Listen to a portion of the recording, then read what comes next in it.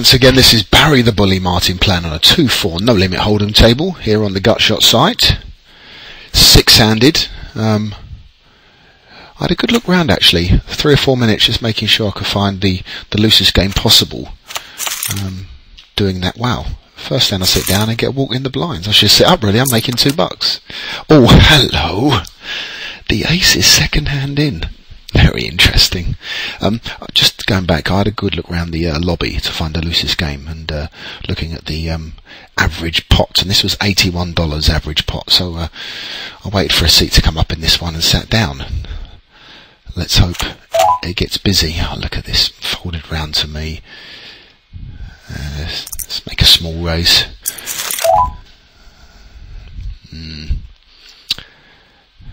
Shall we play slowly? Yeah, why not?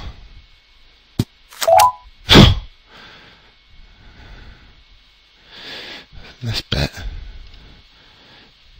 half the pot. Hopefully he's got something to do with this. Oh.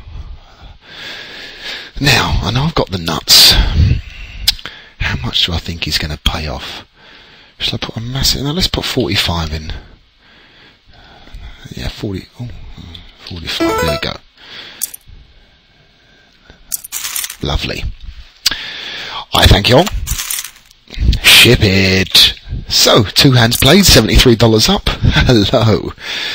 Now, because of the restrictions on YouTube, which I'm going to put this up when I've finished, I can only play for 10 minutes, unfortunately.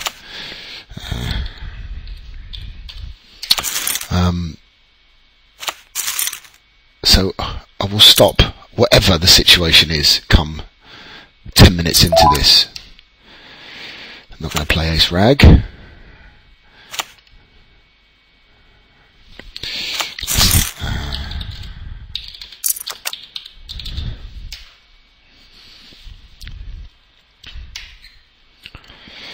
This game suddenly got short-handed. We've got that Shek-Takaran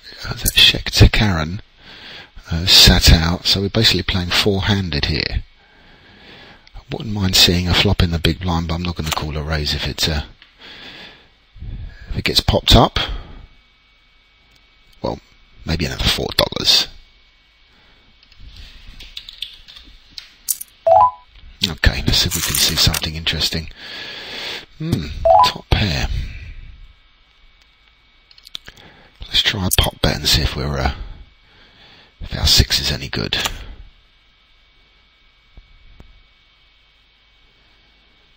Our position with ship it, that's good enough. So a very nice start, I must say. Very nice start in the Kojak. What are we going to do here? Let's put a small, let's make it 12. Short-handed. I've got, as long as Shek-Takaran folds, I'm in good shape. Positional, that is.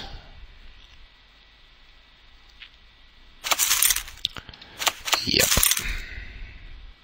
Now you may be interested to see why I've got the muck winning hand things unticked over here. Well, I think there are certain times when you want to show big hands down, and there's certain times you want to show a bluff. Most of the time I'm going to fold because they're not going to know my game, and hopefully I'm going to keep them guessing. But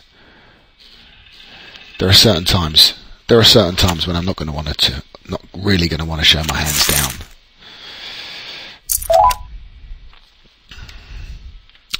Another playable. Let's try a 12 again. And we've got the chip leader calling me. That's not good. And I'm out of position as well. Won't mind a couple more in here for value, because my hand doesn't play extremely great heads up. Problem with king queen is a queen could come down, you could be monstered, king could come down, you could hit 2 pair against the set. It's very difficult to ascertain where you are with king queen. I didn't really want to call her. And as I say, first to speak here, with being a 3-handed pot, I'm going to check fold this very quickly for someone gets really. If they put $4 into the pot, then I'll have a think about it for value and try and hit my king or queen. But they could have easily had flopped a set here. That's an easy fold. $35. Nice hand, sir. Take the pot.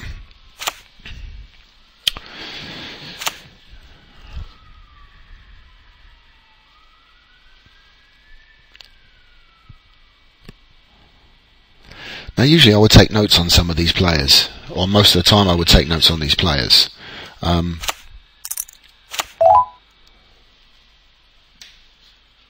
4-6, nah, not our position, definitely not. But I've been sat down for such a short time, I can't really say I've seen too much, not seen too many hands shown down. Things have been pretty ABC up to now. It's a pretty big raise, isn't it? 24.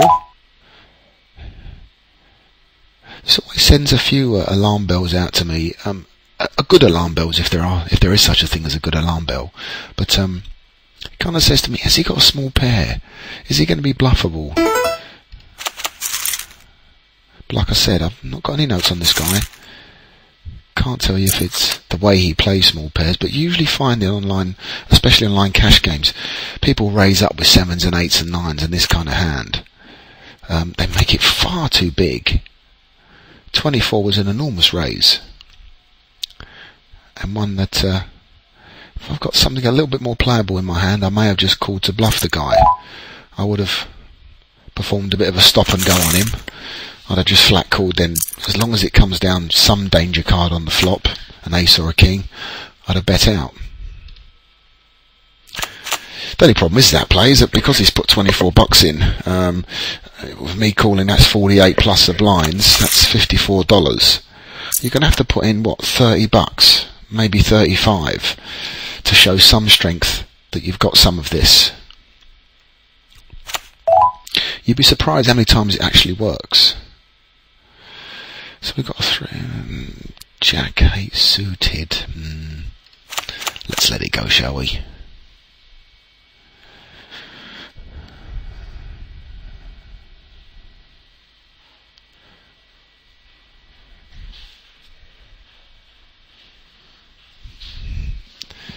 The thing is, in these short-handed games, I really don't like limping in with any hand I'm going to play. It does usually work out to be the most advantageous situation.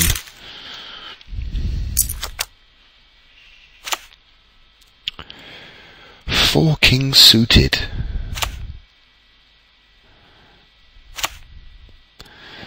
So around the ship it, is he going to be a bit silly in the small blind, being that he's out of position?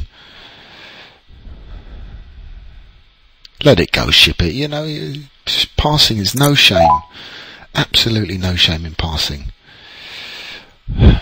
It's a trouble hand, 4 king, isn't it? The only thing I'm really looking for is the diamonds, so for 10 bucks I'll let it go.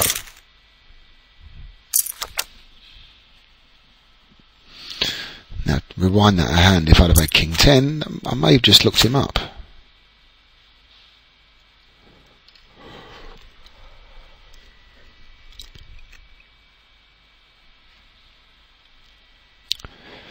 So coming pretty close to the end of our small session here on the 2-4 game. As said, I can only go for 10 minutes because I'm going to stick it up on YouTube and put it on the Gutshot forum for all and sundry to see. It's going to be much improved for your viewing pleasure. So I'm going to play one more. Let's play a couple of more hands around to my blinds. Let's untick auto post. Let's fold the queen 6. I've got a couple of hands before, so I've already paid my $6 in the blinds. I might as well see a couple of more free hands.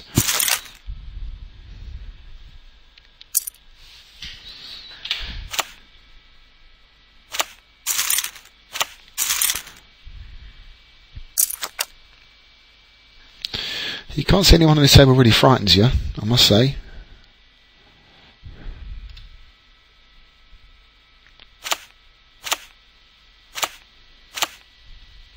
They're all playing pretty tight, considering it is a 6-handed table, and maybe the value that I saw when it was average pot of $81 was maybe someone's gone broke and had a bit of a mad half hour. So this is Barry the Bully Martin signing off